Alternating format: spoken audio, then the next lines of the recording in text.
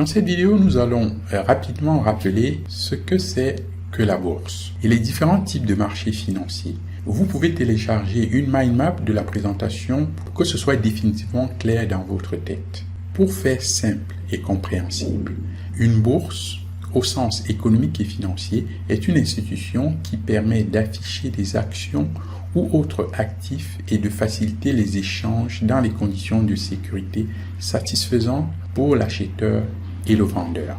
Une action est un titre, généralement transmissible et négociable, achat-revente, qui est susceptible de produire à son détenteur des revenus ou des gains en capital. Une bourse abrite un marché d'échange de titres qui est réglementé et organisé, dont la présence est permanente, contrairement à un marché de campagne par exemple, dont la présence est éphémère mais dont les fonctions sont voisines. Il y a donc plusieurs places boursières à travers le monde, pratiquement dans chaque pays ou groupe de pays. On retrouvera une place boursière par exemple à la bourse de Paris, la bourse de New York, la bourse de Londres, etc.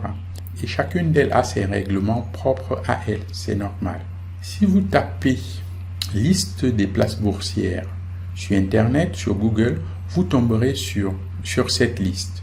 Vous voyez, il y a vraiment de quoi faire. Maintenant, indépendamment du lieu, quels sont les différents types de marchés d'échange qu'on peut retrouver dans une place boursière?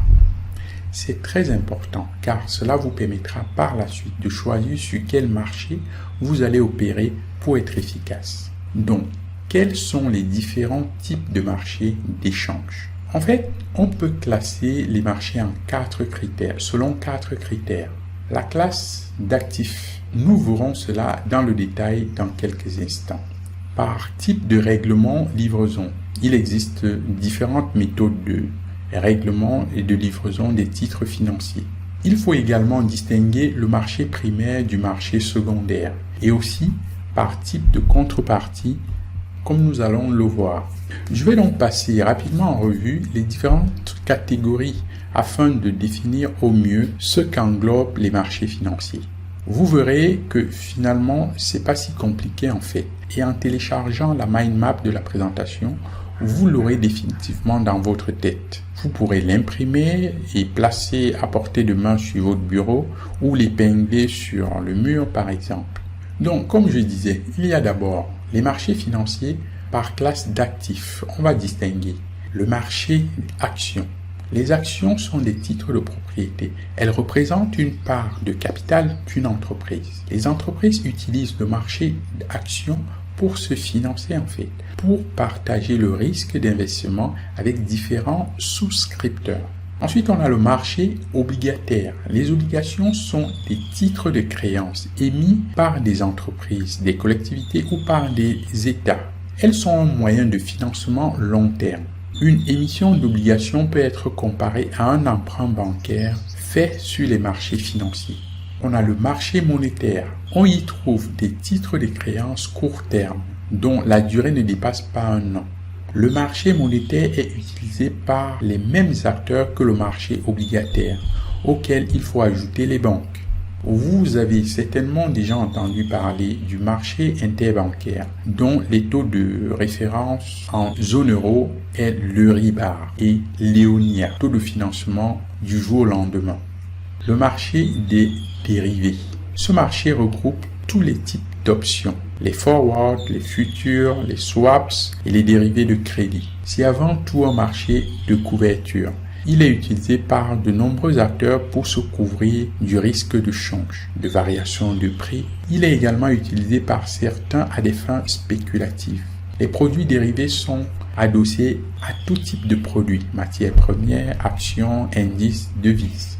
Le marché des changes, le Forex, c'est le marché sur lequel s'échangent les devises du monde entier. C'est aujourd'hui le plus gros marché du monde avec un volume de transactions sur le Forex dépassant les 5300 milliards de dollars par jour.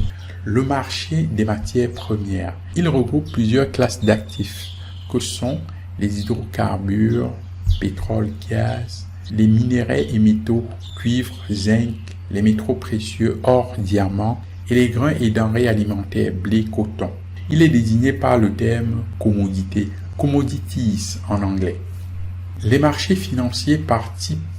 Le marché primaire et secondaire.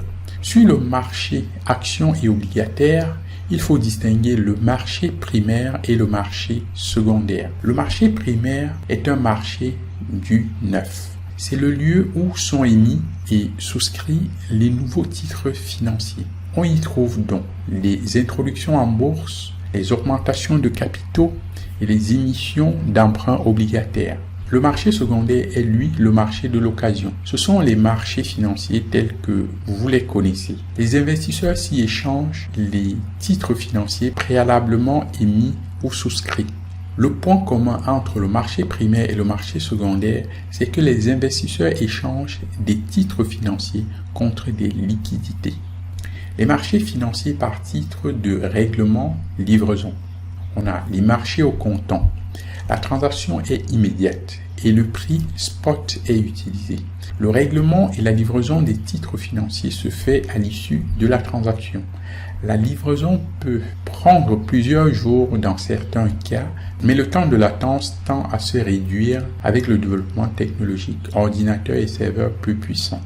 Le trading au comptant est un mode de règlement livraison privilégié par les particuliers en général. Le SRD, service des règlements différés. Le règlement et la livraison des titres financiers est différé à la fin de chaque mois. Le SRD est assimilable à un opérateur de crédit. Les clients de l'intermédiaire peuvent acheter ou vendre des titres financiers sans avoir besoin de les posséder ou de les vendre. C'est le marché spot qui est pris comme référence pour la transaction, mais auquel vient s'ajouter la commission de l'intermédiaire financier qui offre ce service à ses clients. Le SRD est utilisé à des fins spéculatives. Les marchés à terme. Le règlement et la livraison des titres financiers est différé à une date future. Sur les marchés organisés, on parle de contrats futurs. Et sur les marchés de gré à gré, on parle de contrats forwards. L'acheteur et le vendeur sont engagés définitivement sur un produit, une quantité et un prix à une date future. Les marchés à terme sont principalement des marchés de couverture, mais peuvent également être utilisés à des fins spéculatives. Les marchés des options. L'investisseur achète le droit d'acheter call ou de vendre put à une date future à un prix déterminé à l'avance. Il n'y a aucune obligation d'achat ou de vente à l'échéance, contrairement au marché à terme. Le prix des options est influencé par de nombreux facteurs. Maintenant, nous allons voir les marchés financiers par type de contrepartie. On a le marché de gré à gré. C'est le type de marché où les transactions se font sans intermédiaire, sans courtier. L'acheteur et le vendeur conviennent en direct d'un prix pour une quantité donnée d'un actif financier à une date déterminée. Le marché organisé. Sur ce type de marché, les transactions passent par l'intermédiaire d'une chambre de compensation qui garantit l'issue de la transaction en contrepartie d'une commission. Tous les ordres d'achat et de vente sur un actif sont regroupés dans un carnet d'ordre géré par une société de bourse comme Euronext par exemple. Tous les actifs financiers cotés en bourse sont liés à un marché organisé. Voilà, maintenant le principe de la bourse n'a plus de véritable secret pour vous et vous constatez que ce n'est pas si compliqué comme les pros entre guillemets veulent bien faire croire. Si ce n'est déjà fait, téléchargez la mind map de cette présentation et épinglez-la sur le mur de votre bureau. Comme ça, c'est définitivement acquis. Avec ça, vous pouvez déjà savoir où vous allez mettre les pattes.